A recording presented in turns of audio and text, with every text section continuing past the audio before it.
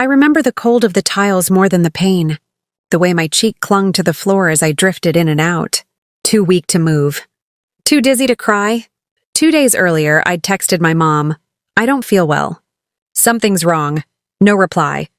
Just silence. The same silence I'd heard when I asked for help with rent, with groceries, anything that wasn't about my brother. He was the golden child. I was the afterthought. So when my body finally gave out, collapsed from weeks of exhaustion, untreated infection, and hunger I pretended didn't matter, it wasn't a shock that I lay there alone. The ER doctor later told me my fever was 104, my organs under strain. A nurse whispered, "You're lucky someone called 911, but it wasn't luck." It was my neighbor who heard the crash. My parents? They were on vacation with my brother, sipping wine on a balcony while I was hooked to IVs. They only showed up days later, when the hospital called about the will. My grandmother's inheritance, not me, not the bruised girl in a hospital gown. They sat by my bed asking for documents, like I had risen from the dead, just to serve them. That's when I handed over a sealed envelope. It wasn't the will. It was a letter I wrote the night I thought I wouldn't wake up, a letter I never planned for them to read. A letter meant to burn their illusions to ash. What did it say? My name is Delilah Carter, and no, I didn't die. But I learned what it feels like to be disposable. Before I share the rest, I'd love to know you're here with me.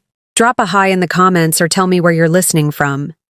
I love seeing how far stories like mine can travel, especially the ones they tried to silence. And if you want to help me keep telling the stories that matter, hit subscribe. It means more than you know. Thank you. Now let me tell you everything. The orchard house sat in the heart of Hudson Valley, draped in gold from the autumn sun. Rows of apple trees swayed gently, their leaves whispering secrets older than memory. To anyone passing by, it looked like a picture of peace, tradition, legacy. But for me, that land was soaked in silence. Not the gentle kind of truth, the kind that crawls under your skin because it says everything no one ever dared to speak aloud. I was Delilah Carter, the girl who lived there but never truly belonged. From as far back as I can remember, I worked not for pocket money, but because survival demanded it.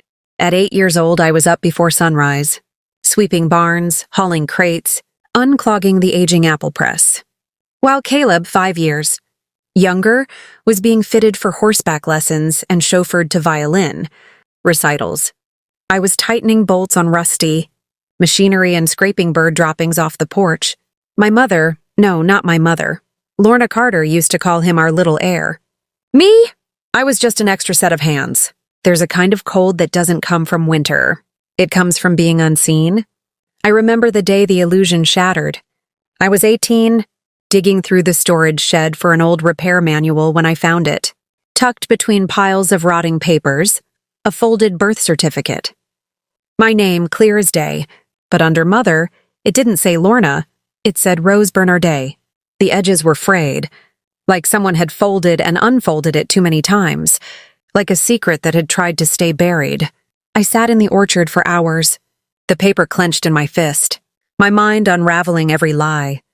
When I confronted Lorna, she didn't even look up from her crossword. "We took you in. You should be grateful we didn't leave you at a bus station." That was it. No explanation, no apology. Just that same surgical coldness I'd grown up with. I left 2 weeks later, right after graduation.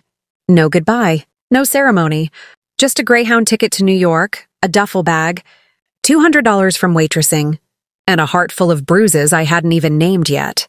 I found work, studied mechanical repair, clawed my way into a stable job. No one gave me a thing. Everything I built with my own hands. But I never cut the cord completely. Every Thanksgiving, I mailed a card. Every year, a birthday note for Caleb. I asked about Bernadette, my grandmother. The only person who made me feel like more than a tool. She never called, but sometimes a postcard would arrive months late. Apples don't taste right without your pruning. Your silver teacups are still in the cabinet. Come home soon. I clung to those scraps like lifelines. Then came the email from a law office in Hudson Valley. Bernardet was gone. Stroke. Quick, painless, they said. I didn't cry at first. Couldn't, but I knew I had to go. 17 years had passed. Yet I needed to stand there, if only to whisper thank you. When I walked into the funeral home, it felt like entering a room full of strangers. No one looked at me. The obituary posted near the casket listed family members. My name wasn't there. Caleb's was. Even distant cousins from Kentucky made the list. But not me. Frank, the man who raised me, leaned over during the service, voice sharp behind fake courtesy. Don't make a scene. Today's for the family. Family? I nearly left after the service. I was halfway to my rental car when I heard a voice. Miss Carter? A man in a charcoal suit approached. Mr. Hollis, the estate attorney. Your grandmother left something for you. Strictly for you. He handed me an envelope sealed with crimson wax. My hand shook as I opened it. Inside was a letter, shaky handwriting, but undeniably hers. My Delilah, you were never just a child I cared for. You are my blood. Rose was my daughter. She gave her life bringing you here. They tried to keep us apart, but you were always mine. I'm sorry fear made me silent. But now, I leave you everything I couldn't give before. The letter continued. Legal directives, a copy of her will. Orchard House. The land, the house, every acre, all of it, belonged to me. I stood beneath the oldest apple tree as the sun dipped behind the hills. The letter pressed to my chest. The wind rustled the branches above like a sigh. My whole life I'd been a ghost in my own story. But the only person who ever saw me, who called me by my real name, was now 6 feet under, wrapped in silence. I didn't know it then, but that moment under the autumn sky wasn't an ending. It was the start of a war. I left Hudson Valley the same way I had arrived, quiet, alone and pretending not to care. The funeral was over. The casket was in the ground, and yet something inside me still felt suspended in air, like I hadn't truly landed. I kept replaying her voice in that letter. Her handwriting, the way she'd said, "You were always mine." It was the first time anyone had ever claimed me without apology. As I pulled out of the old gravel driveway in my rental car, rain began to fall. Soft at first, like a whisper, then heavier, tapping the windshield like fingers trying to get in. I drove past the familiar bend on Hollow Ridge, the same stretch of road I used to walk as a child when I needed to be alone. Back then, I believed that road would take me somewhere better. I was wrong. The headlights came out of nowhere. 1 second, the road was empty. The next, a blinding glare. Metal twisting. Glass exploding, my body flung like a rag doll. I didn't even have time to scream. Just the taste of blood and a strange electric silence before everything went dark. They told me later it was a head-on collision. The other driver ran a red light.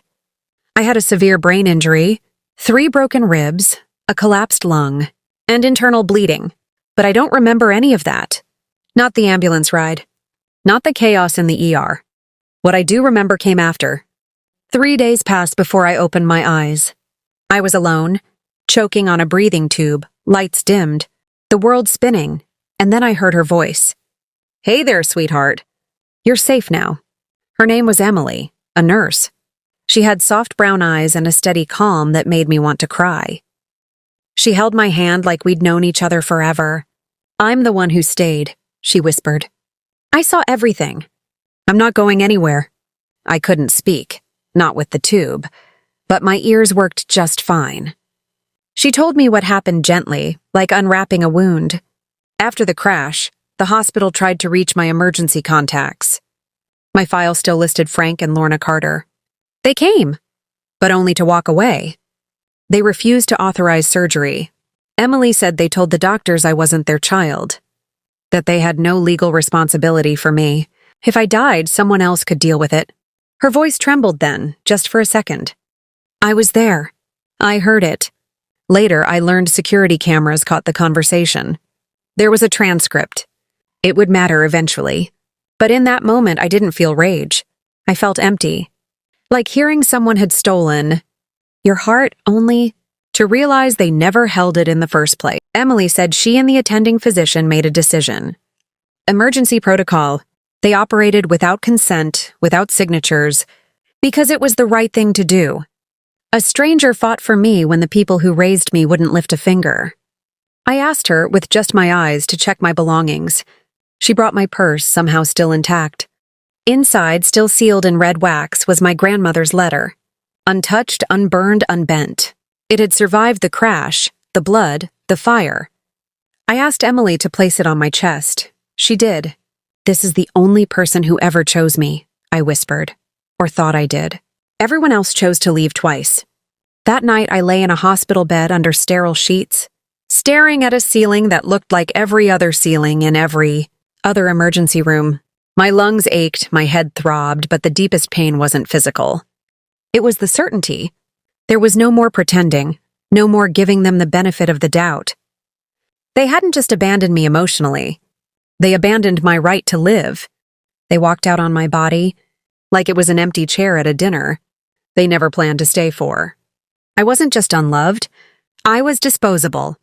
And that truth, as cold and final as a stone marker, settled into my bones like winter. Recovery was a cruel thing. No one talks about how healing hurts more than the injury. Physical therapy was hell in slow motion. Every breath pulled fire through my ribs. Every step, no matter how small, felt like a knife sliding into my hip. The muscles in my legs trembled like they had forgotten how to be part of me. I gritted my teeth and moved anyway. Not because I was brave, but because I was still alive. And staying still felt worse. It was Samantha who made everything possible.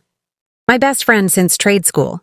She arrived from New York 2 days after I woke up, armed with a binder full of paperwork and a voice that didn't flinch. She had paid the hospital deposit, arranged temporary insurance, and without telling me, hired a lawyer. She didn't ask permission. She just showed up as if it were the most natural thing in the world to do when someone you love nearly dies. I was trying to stand, my hands gripping the parallel bars like they were the only things keeping me from drowning when she walked into the therapy room with that look she always wore when something was about to hit the fan. "You need to sit down," she said. "You're not going to like this." She handed me a printout. It was a legal complaint filed in the Hudson Valley Probate Court. My heart jolted as I scanned the names. Frank and Lorna Carter, Caleb Carter, my family. "They're contesting the will," Samantha said, her voice sharp with controlled anger. "They claim your grandmother wasn't of sound mind when she signed it." She hesitated before adding, "And they're arguing you're unfit to inherit. They're building a case that you're unstable." The words barely registered. My pulse was pounding so hard it drowned out everything else. "They're saying you suffered from depression," she continued, sliding the papers toward me. "That you were medicated, that you weren't close to your grandmother." I forced the words out through a dry throat. "Where is this coming from?" Samantha turned her laptop to face me. Caleb's Facebook page was open. At the top, a long post written like a eulogy, but laced with poison. My sister was never close to Grandma. She battled mental health issues for years. Meds, breakdowns, delusions. Grandma feared her. We all did. I think someone manipulated her. And then the dagger, beneath the post, was a link to a local news article. A woman I'd never met was quoted saying, "I remember Delilah as a child. Always off. Once I saw her hurl a rock through a barn window and scream at the sky. It was disturbing." My stomach turned. "They're fabricating a psychological profile," Samantha said, her jaw tight. "That woman doesn't even live here anymore." She was paid. They all were. "I've already hired an investigator to prove it." I wanted to scream, to tear the whole room apart. But even breathing burned my ribs, so instead I did the only thing I could. I wrote. Under the flicker of hospital lights, I picked up a pen and started bleeding words onto paper. Not a legal statement. Not a rebuttal for social media. A letter. One that might never leave this room. One that no one might ever read, but I needed to empty the truth from my veins before it drowned me. It began with 5 words. To those who let me die. The rest poured out like a storm. Not just the accident, but the years before, the silence, the contempt, the way my name was always spoken like an afterthought. Every line I wrote felt like I was stitching myself back together piece by jagged piece. I flipped through my old messages, scrolling through the cold trail of one-sided affection, Thanksgiving wishes that were marked seen, birthday notes to Caleb that never got replies. The only warmth came from one place, the letter from Bernardet. My grandmother's handwriting, full of crooked loops and stubborn curls. Her love had been the only truth I'd ever been given, and it was being erased in court filings and Facebook posts. In the mirror, I saw myself, not the version they were describing, but the real me. Hair shaved in a crescent from surgery. Bruised eyes. A body that looked like it had been at war and won. If they're trying to kill me with silence, I said to my reflection, I'll answer with survival. That night I made a call. The woman on the other end picked up on the second ring. "Eleanor Grant," she said in a voice that could cut glass and pour tea all at once. "I need someone who stands for the truth," I said. "I don't need pity. I need fire." There was a pause. Then her draw came through like slow thunder. "I don't do charity, Miss Carter. But I can't stand people who use the word family as an excuse to rob you blind." That was the moment the game changed. I was done playing the role they wrote for me. From now on, I'd write my own lines and sign them in ink they couldn't erase. My ribs still burned with every twist. My scalp itched from uneven stubble. The doctors wanted me to stay at least another week, but I signed myself out anyway. I wasn't healing in that sterile room. I needed to breathe real air again, even if it carried the scent of rot. Samantha met me at the hospital gate with her SUV idling, arms crossed and keys in hand. She was ready to drive me home to New York, but I shook my head. I said, "Hudson Valley. Take me back there." She hesitated for a moment. "Delilah, I'm not letting them bury me in land they think they own." The drive was quiet. The trees were starting to shift into autumn's golden hues, but Orchard House looked dull and lifeless.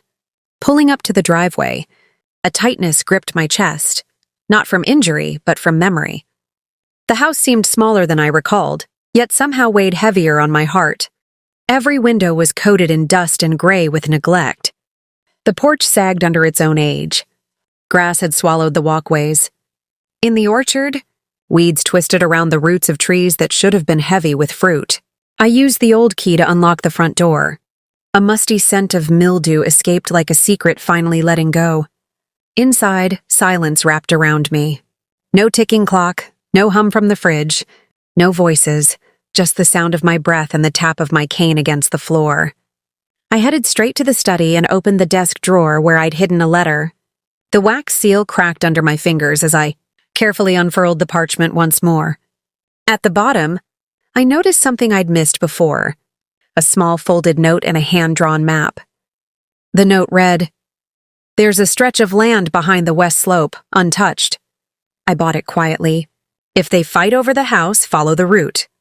I wasn't sure exactly what Grandma meant, but I understood enough. She'd prepared for this battle long before I even realized it had begun. The next day, I hired a private security team from Albany. They came fully equipped, installing smart locks on every door and reinforced latches on the windows. Cameras were set up on the porch, along the orchard path, near the barn, and inside the kitchen. Everything streamed live to my phone. I told them, if anyone breaks in, don't call me first, call the police. 2 days later, there was a knock at the door. I checked the porch camera before opening it. Lorna stood there, hair curled, lipstick perfect, holding 2 bouquets of lilies. Her eyes were red, but not from tears, more from effort. "I just wanted to talk," she said, voice shaking. "I was scared at the hospital," she added. "Frank told me to let it go." I didn't mean to walk away. I let her in, sat her at the kitchen table, made tea but kept my phone nearby, streaming the front porch cam on silent. I watched her open her bag like she was reaching for a tissue, but instead she pulled out a folder. "A settlement," she said.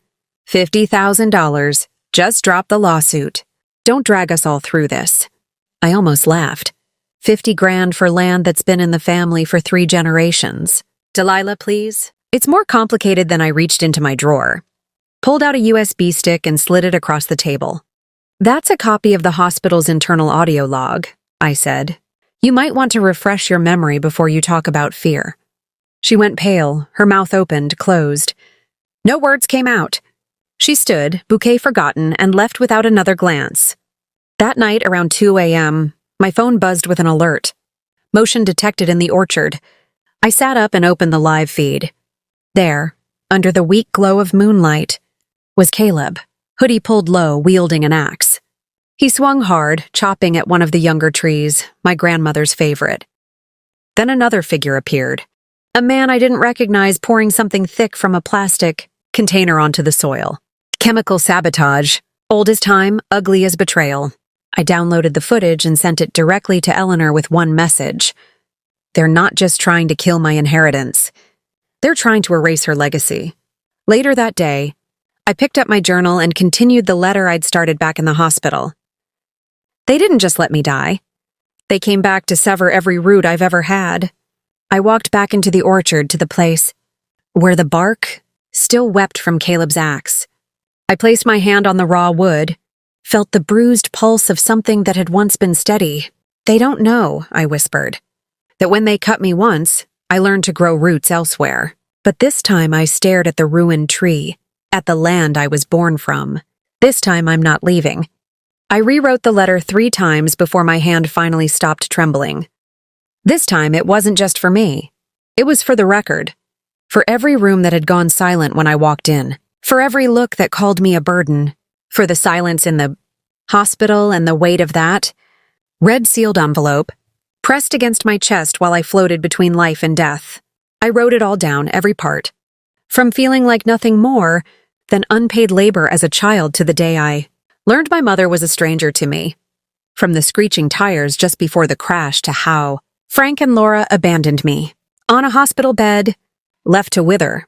I attached evidence, a photocopy of the will, signed by my grandmother and stamped by the county clerk, a printed and time-stamped transcript of the hospital audio recordings, a still photo of Caleb raising an axe and destroying my orchard, and most crucially, a certified medical report from the neurologist who managed my recovery, clearly stating, no signs of delusional disorder, schizophrenia, or any post-traumatic psychosis.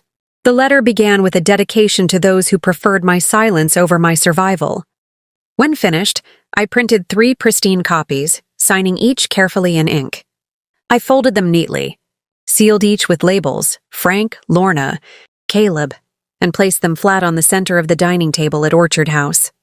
The room was coated in dust, but I cleared enough space for 4 plates and a teapot. No food, just the truth waiting silently. That morning I sent Caleb a message. If you truly want peace, come by 2 p.m. Saturday. No tricks, just talk. He replied within 3 minutes. We'll come. I'm bringing Mom and Dad, but I wouldn't be there. Samantha helped me set everything up, a motion-activated camera hidden inside a hollow, picture frame above the fireplace, a freshly arranged bouquet on the table concealing a lapel, Mike tucked among the carnations. I returned to Samantha's apartment, downtown, and streamed everything live from her laptop. At exactly 1:58 p.m., the back door of Orchard House creaked open. The new lock had clearly been tampered with, scratched, bent. Frank's voice boomed from the kitchen camera. That little locked the damn door. Caleb, quieter, sounded frustrated. I just came to get my stuff. Don't make a scene. They entered, tracking dust across the floorboards. Lorna paused first. Her eyes landed on the table on the 3 folded letters. She walked to them slowly, picked up the one with her name, and read aloud. I watched from the screen as her voice faltered on the 2nd paragraph. Her hand began to shake. The truth was printed in black and white about the hospital, about her refusal, about the chemical sabotage they thought no one saw. Caleb leaned over her shoulder, reading faster than she spoke. Then suddenly, he snatched the envelope containing the audio transcript. He pulled out his phone and played the clip. The voices came through clearly. Frank's cold tone, Lorna's distant murmur. She's not our daughter. We're not responsible if she dies. The room on my screen went silent. Caleb whispered almost to himself. They really left her. He looked at Frank. You told me it wasn't serious. That it was some mix-up. Frank grabbed the pages and flung them onto the floor. This is manipulation. She's trying to burn this whole family to the ground. But before he could launch into another tirade, a firm knock came at the front door, followed by the clear voice of my lawyer. Franklin Carter. This is Eleanor Grant. Please open the door. You are being served. Through the corner of the camera's view, I saw the officer step inside, calm, composed, and professional. Franklin Carter, you're under arrest for trespassing. property damage, and possession of prohibited agricultural substances. Caleb didn't resist. He raised his hands slowly, still clutching the papers between two fingers. Lorna tried to speak, her voice cracking with practiced sincerity that had long since lost its power. Frank naturally spat curses until the handcuffs snapped on his wrists. I watched everything unfold from Samantha's living room. Her hand reached for mine, but I barely noticed. My fingers trembled and my lungs felt tight. They never truly saw me, I whispered, eyes fixed on the police cruiser as it pulled away. But soon they'll have to listen, in court. 1 week after the arrests, Orchard House was quiet again. But this silence felt charged, like the calm before a storm. Caleb was released on bail, thanks to Eleanor's skillful negotiation. He agreed to cooperate with the investigation, insisting he never meant harm. Frank and Lorna vanished completely. No public statements. No social media posts. Just an empty space where their outrage once roared. The media quickly filled that void. The local news called it the Orchard House conflict. My face, pale, scarred, and guarded, appeared on screens far too often. Commentators debated my mental health, speculated about the land's worth, and whispered about secrets buried beneath the apple trees. By day 3, I stopped watching the news. Samantha screened every story before I saw it. Then came a letter, cream-colored with an embossed logo, Hudson Land Corporation. Inside was a polite yet predatory message. Vincent Harlow, a stranger claiming to be the company's development director, expressed admiration for the land's potential and requested a confidential meeting to discuss a mutually beneficial deal. Included was a glossy mock-up, sleek cabins, spa lodges, a golf course, my name, my history, and my grandmother's handwriting on a fragile map erased by 2 pages of corporate fantasy. I replied with one clear sentence. This land is not for sale. 3 days later, they retaliated. Men in reflective vests and clipboards showed up, flashing badges. I didn't have time to verify. They claimed they were from the environmental soil regulation agency and said a complaint had been filed. They walked the orchard like vultures, plucking apples off branches, digging into the dirt, taking photos. I asked for paperwork. They said, "We'll send the results." A week later, the results arrived on Facebook. Local chatter exploded with rumors of toxic soil, chemical leaks, unsafe crops. News outlets picked it up within a day. Buyers backed out of every deal I had lined up. The orchard's first full harvest was supposed to fund the next year. Now it was worthless. Then came the call from the bank. The $78,000 loan I'd taken to restore the irrigation and equipment due in full 30 days. The official statement was, asset value reassessment indicates risk of repayment. I hung up before the woman could finish the sentence. For an hour, I seriously considered selling a portion of the land, just enough to cover the debt. I stood at the edge of the field holding my grandmother's map, tears stinging the corners of my eyes, but I saw her handwriting again. If they ever come for the house, let them, but never give up the route. So I didn't. I folded the map, wiped my eyes, and called Eleanor. That night, I barely slept. I checked the cameras every hour, jumped at every creak in the floor. At 3:42 a.m., the alarm screamed through the house. I sprinted to the window and saw orange lighting up the night sky. The barn where I stored all the tools, the irrigation system, the documents was in flames. By the time the fire trucks came, it was gone. Everything, the tractors, the generator, the backup hard drive with financial records, all of it blackened or melted. The police came, of course, but they shrugged. Said it looked like faulty wiring. Accidents happen, especially in old buildings. But I knew that wasn't an accident. That was a message. I spent the morning raking ash out of the dirt, coughing on the soot. My boots sank into the soft, dark earth where the barn used to stand.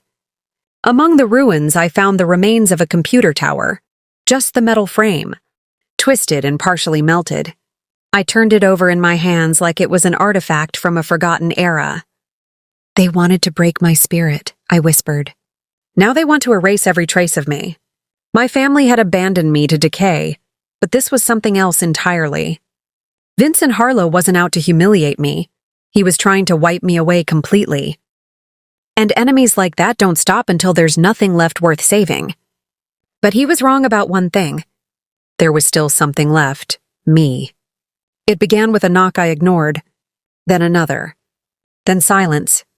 Through the window, I saw Caleb standing on the porch, drenched in the steady rain, his shoulders heavy with something far weightier than water. He didn't move for 3 hours. Finally, I opened the door, not for him, but for the part of myself that needed answers. He said nothing at first, just reached into his coat and handed me a cracked leather notebook. "I found this in Dad's safe," he said quietly. "Voice hoarse. It might help you, help us." Inside were handwritten pages in Frank's scrawling hand. Letters that revealed betrayal in stark black ink. Payments from VH in cash. Dates circled that matched my hospital stay. Cryptic notes like, "Pressure the girl. Bury Grandma's mess quietly." My hands shook as I leafed through it all. There it was. The plan, the price, the rot beneath their false loyalty. That night, an email arrived from Lorna. The subject line read, "I'm sorry." I stared at the screen for a long moment before clicking open. It was short, raw, unpolished. "I don't want to lose another child. I wasn't a mother to you. I was too scared of what Frank might do, and now I'm scared he might do it for real. I don't deserve your forgiveness, but I'm sending you this because I couldn't live with myself if he hurt you again." Attached was a PDF file, screenshots of texts from Vincent Harlow, thinly veiled threats if I didn't sell the land. One line read, "Make her sign or next time I won't stop with the barn." Days later, Frank showed up. No theatrics, no smirk. Just him alone on my porch, hands out of his pockets. "I can help save this place if you want. I didn't invite him in." "I don't need you," I said flatly. "But you need my name on the bank paperwork," he replied. "And I need my name somewhere Harlow can't crush it." Eleanor's voice echoed in my mind. "Use him. He's not your father now. He's your pawn." So, for the first time in my adult life, the Carter family sat down at one table. Not for dinner, not for celebration, for war. We each took a task. Caleb offered to dig into Harlow's internal systems, risking his job and reputation. Lorna agreed to rally the other farmers in the valley, the ones who'd also been bullied into selling their land. Frank would reach back out to his old banking contacts, pretending he still held influence. I reached out to a specialized lawyer in white-collar fraud, then rolled up my sleeves and replanted a small orchard, enough to signal to buyers in the court that Orchard House wasn't dead yet. In my journal that night, I wrote, "I've never called them family, but if I have to stand among monsters, I'd rather pick the ones whose bite I already know." The Dutchess County Courthouse was bursting with people. I didn't recognize most of the faces, some curious, some skeptical, many holding phones, but I kept my chin level and my breath slow. Vincent Harlow had arrived with a small army of attorneys, all crisp suits and rehearsed smiles. They were suing me for defamation, claiming I'd deliberately disrupted a legitimate business endeavor. I countersued for land fraud, coercion, and arson. It was a legal spectacle. Harlow's lawyers paraded phony inspectors, doctored soil reports, and even brought in a psychiatrist who declared me emotionally unstable due to prolonged grief and historic familial trauma. They painted me as a resentful daughter inventing a fantasy to punish her parents. And for a moment it worked. The judge, a silver-haired man with eyes that weighed every word, seemed skeptical. Without a direct link to the fire, the case felt circumstantial. My stomach twisted. I could feel the tide shifting against me. I looked out and saw people whispering in the gallery.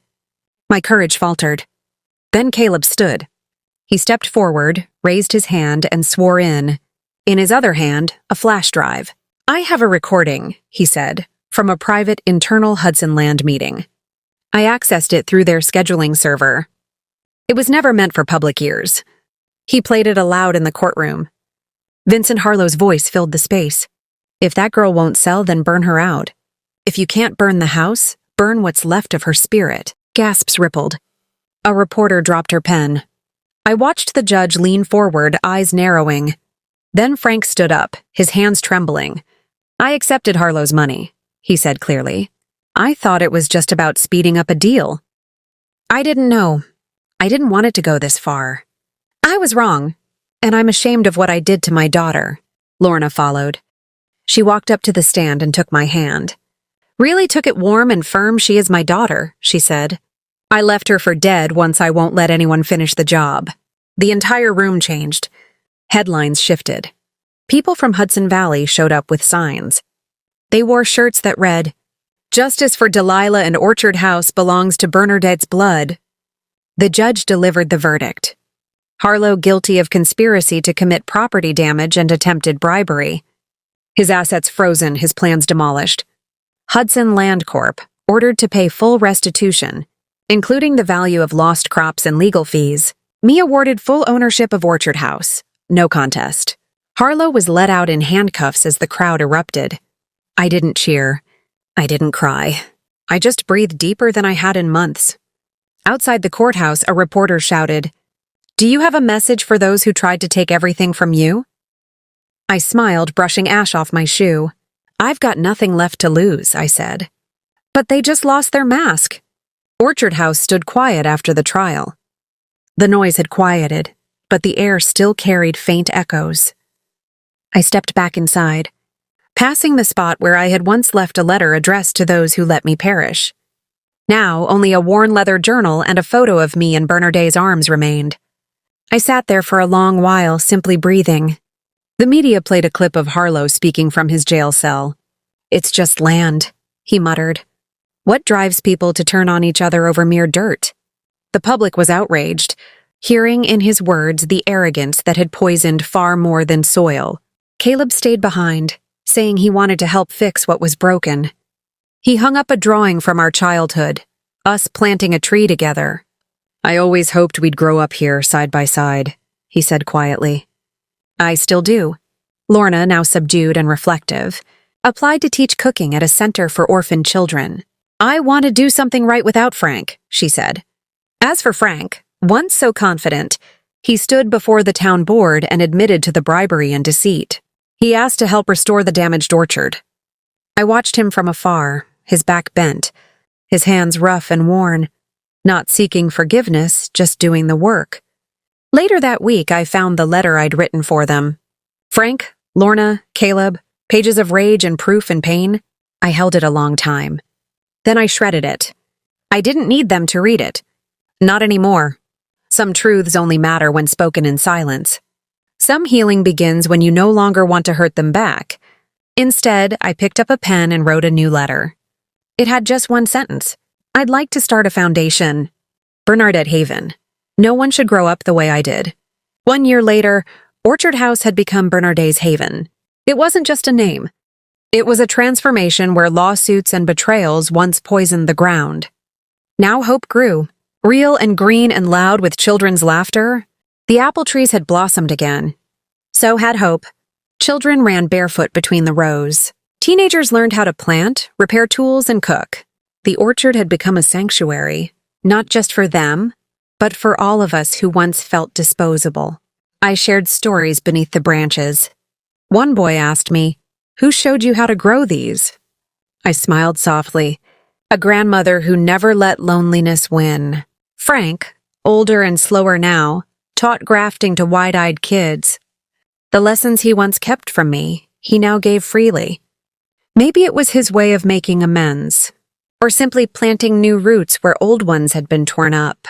Lorna's kitchen always carried the smell of something warm and comforting. She admitted she never knew how to cook with love, but the kids didn't seem to notice. They eagerly ate her food and cherished her gifts.